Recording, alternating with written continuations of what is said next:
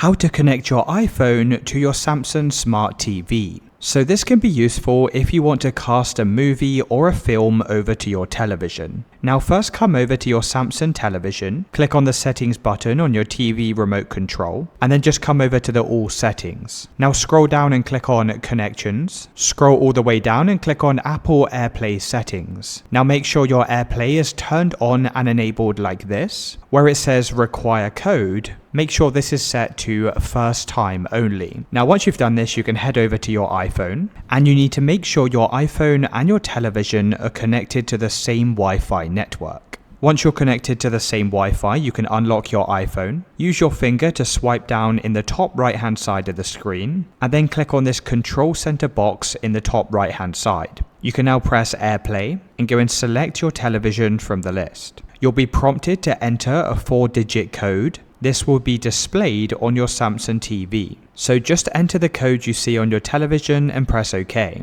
Now if this has worked, it should say connected to your phone on the television. Now in order to start sharing your screen, you need to go and open up a streaming app. So this could be YouTube, Netflix, or anything else. Once you've opened up the streaming app, you could then start playing your video, and as you can see, it will automatically cast over to your Samsung television.